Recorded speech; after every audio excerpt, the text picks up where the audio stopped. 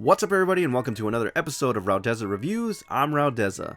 Now the original Christmas Story was easily one of my favorite films growing up. In fact, my sister and I would watch it over and over again repeatedly since its release, even when it wasn't Christmas.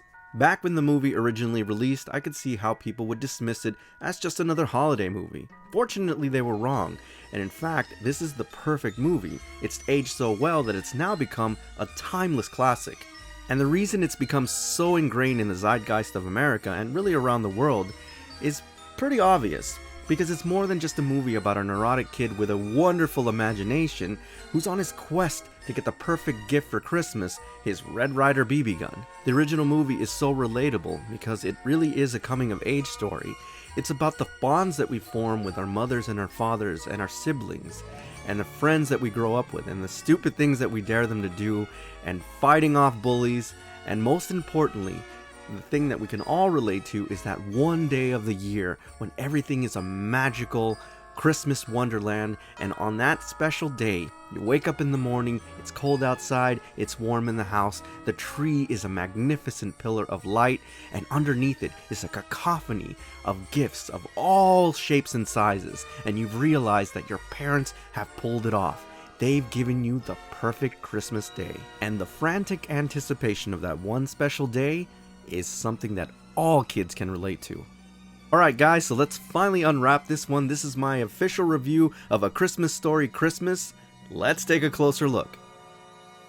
I think when you first watch this movie you're going to get triggered in a good way, because as soon as you hear the flute and the brass instruments playing and you hear the narration, you're instantly taken back to a time where things were a little bit simpler for all of us, and it really got me. I have to admit, the nostalgia meter went through the roof as soon as I started this film. Now, in this time, it's about 1973, it's about 40 years later. Ralph is already grown up and has a family of his own. He's kind of living in a small apartment above a Chinese restaurant, which I'll talk about Easter eggs later.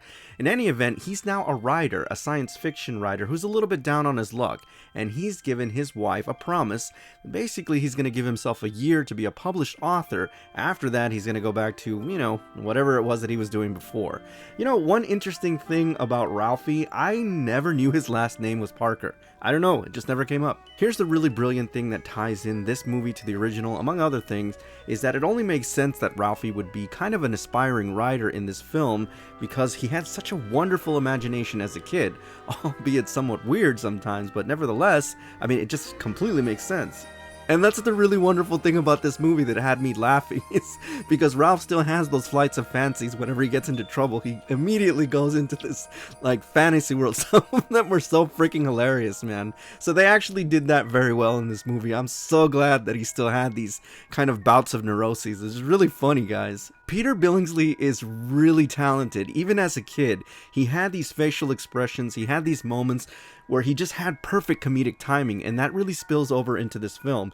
He's just as hilarious as he is in this movie as the original, so I think that was just amazing, guys. It really goes to his talent overall. He's just a funny kid. Now, as I mentioned, Ralphie in this time is kind of a down-and-out writer, but the galvanizing event here is something that they had to address in the film, and I was wondering how they were going to do it, and it's obviously the death of his father.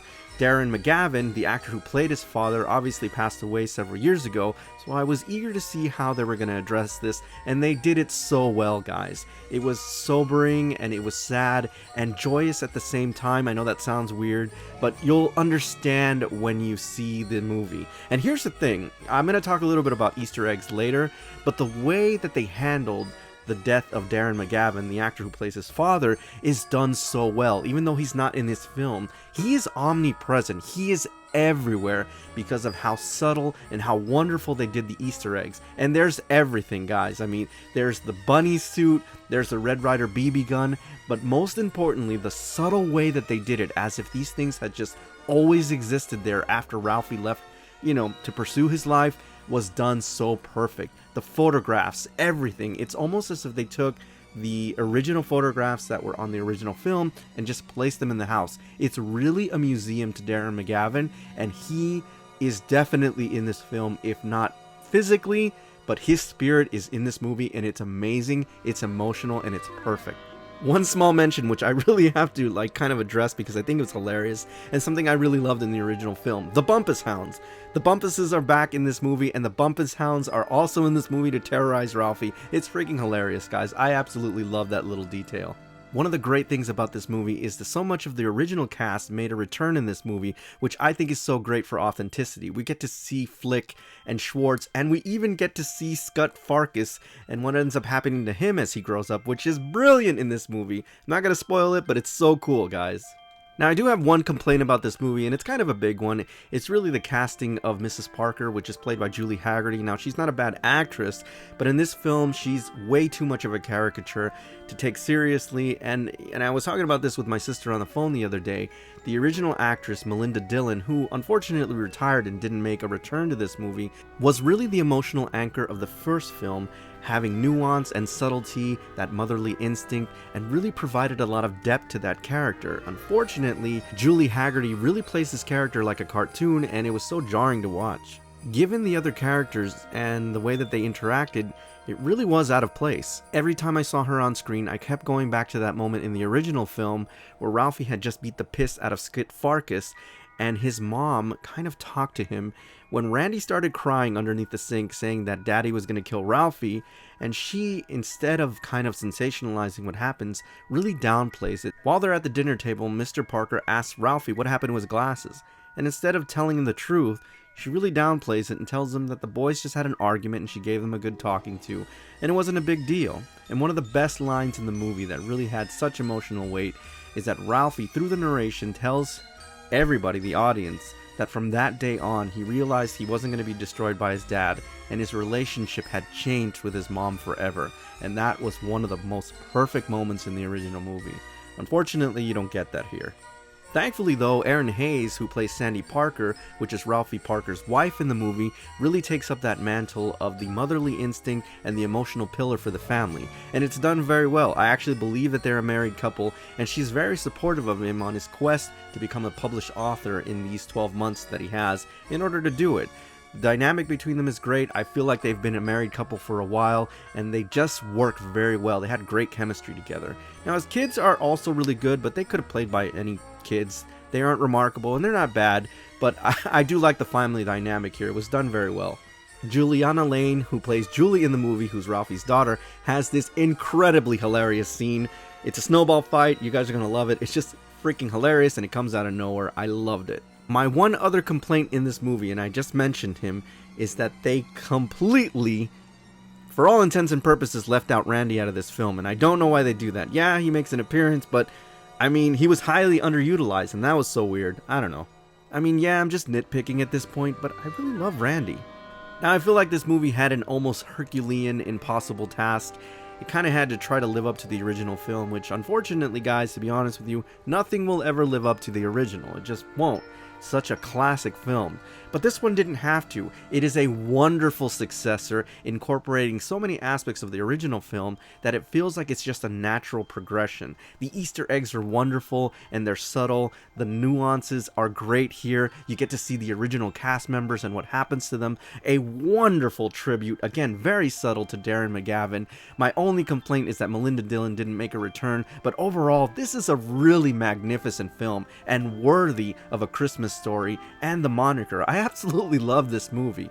And you want to know what the best things about this review was? Is that I got to watch this movie with my 2-year-old daughter sitting on my lap. And when we laughed because of the funny parts, she laughed out loud.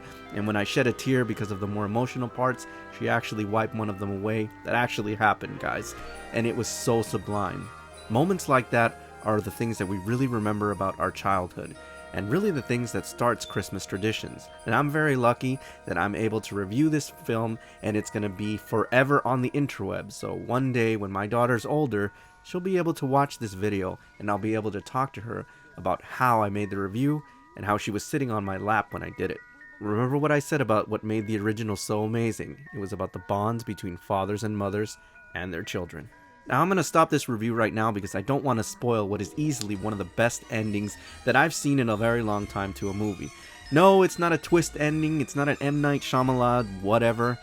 but it is definitely completing the circle in probably one of the most emotional ways that I've felt in a very long time. And if you are not shedding a tear at the end of this movie in the way that it all brings it back to the original, then you need to check your pulse, because you are freaking dead, my friend. I triple dog dare you not to shed a tear at the end of this movie. Alright everybody, so that's my official review on A Christmas Story Christmas. As always, I thank you for tuning in, and I'll see you on the next Rauteza Reviews.